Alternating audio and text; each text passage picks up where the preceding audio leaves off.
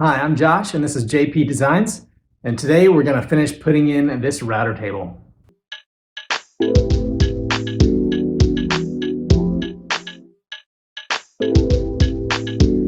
So I know it's been a few weeks since I posted my first video of how to put a router table on your table saw.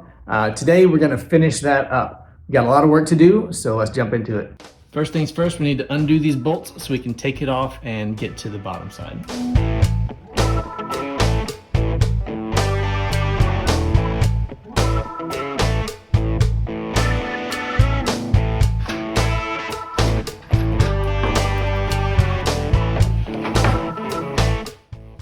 Now this is the router that we're going to be putting in the table. It's not a big fancy router, but it is a good solid one. It's a Ryobi that I've had for quite a while. And you'll see that I've taken the base plate off, and all we're going to do is we're going to get a piece of paper and a pencil, and we're going to go back to kindergarten. Back to school. We're just going to place this paper on top and we're going to start coloring in. Now I know the holes are kind of in these general locations. That's not one. So that's all I'm gonna really color. We've got a couple of extra holes and we've got some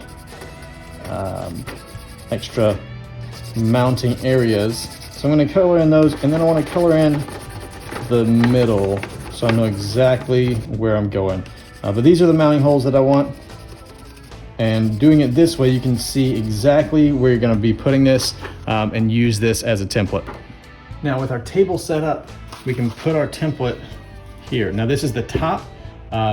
We can do it on the bottom, but then we would need to flip it upside down. This is just going to make it a little easier. I want this middle to be right about in the middle of this board in all directions. Also make sure that you know whatever carrier you're going to be using, that the latch and everything is on the side facing you. So I'm making sure that it is oriented that way. So what we're gonna do, once we have this set up, we're gonna go to our mounting holes and we're gonna get this all in this mallet that I made. There is another video if you're interested. And we're just gonna hammer in the points right in the middle of these marks. And this guy is going to be for raising and lowering. I might not even use that, but we'll see. So now we have our marks for where we need to mount this, and we'll go from there. Now I'm just using the router base that came with this router. I may make an actual lift later on, but that will be another video.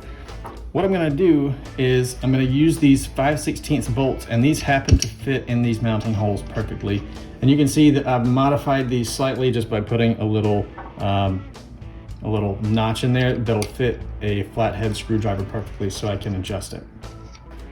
Now since we're going to be using this 5/16 bolt, we will be drilling a 5/16 hole straight through. However, we want to be able to recess this head into the board itself so it doesn't get caught on any kind of boards going over. So we need something that is going to be a little bit larger than this. And I'm going to use a Forstner bit, and I'll take a look at the angle. This looks pretty big, so let's look at the next size down. That looks just about right. So we're going to drill a Forstner bit a countersink hole into the board where I've marked. Then we're going to drill 5/16 all the way through to fit this in there. Now, because of the bad lighting in my shop, I am using my table saw as a workbench, but just know that there's a 3/4 inch board underneath to protect it. And we got some tear out on the bottom of those holes, but for the middle one, we're going to try something new. Now here you see the middle hole marking, and what we're going to do is we're going to drill a pilot hole all the way through, and then flip it over and start drilling from the back. That way, when you drill out the middle part and the core, it won't give you any tear out on the bottom. And now to mount the router base. Put the bolts through, line it up with the mounting holes. You may have to twist it and finagle it a little bit, but they should be pretty lined up.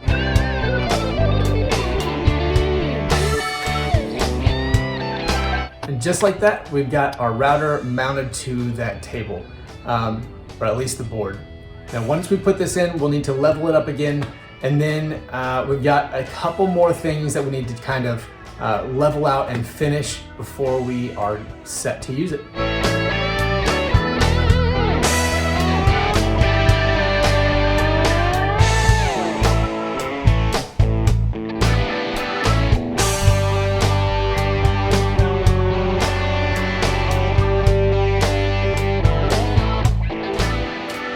Now, part of being a cheapskate is learning how to scavenge from other materials and even other tools.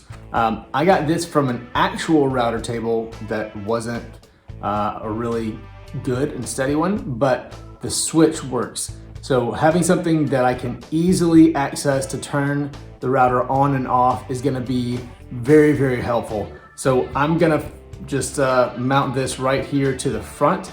So I'll be able to safely turn it on and off. Now, when I look at this and I put it up, these holes are barely on that board when it's below this. So I don't really like how sturdy that is. So I'm gonna get this piece of extra pine here, just 2x4. I'm gonna mount it underneath and then mount this to the side of that. So it's got some good solid backing.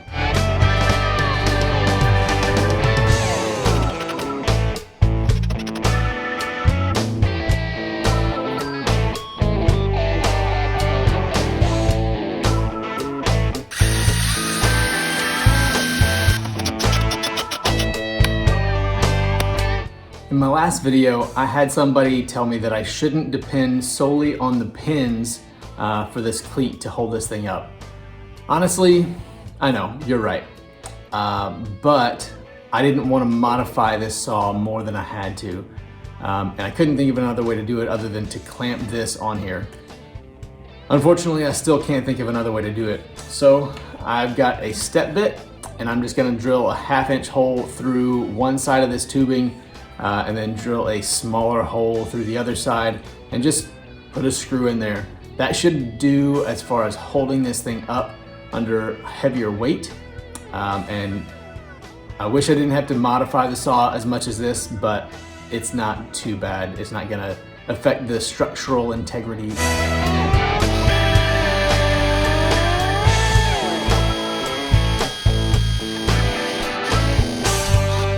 I don't want to destroy the screw, so I want the bit to be larger than the outside threads.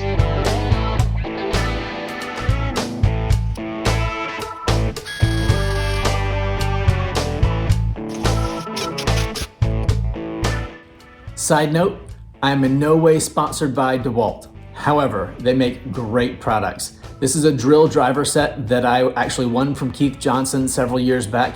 Definitely check him out. He makes some amazing products and awesome videos too. And then this is a set of drill bits that I've been using for the past couple of days. I had broken a couple recently, and so this is a replacement set, but they are very good, strong, sharp, and I highly recommend those. Now, one problem I have is when I'm changing a bit, I have to unclamp it, release the router, and then clamp it back at the top to hold it in place. The big problem is this.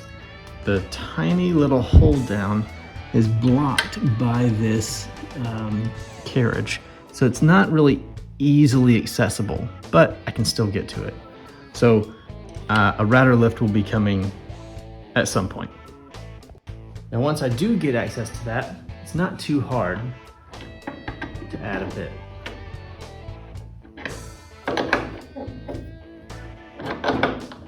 Raising it to the right height is a little bit more challenging. Tighten it down, and then underneath, unclip.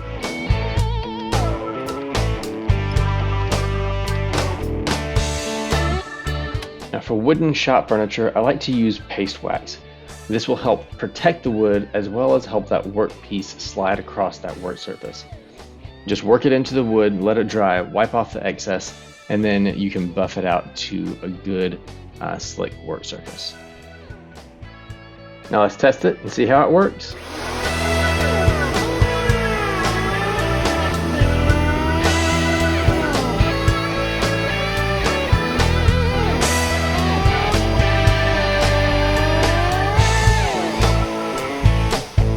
there you have it, a router table built into my table saw.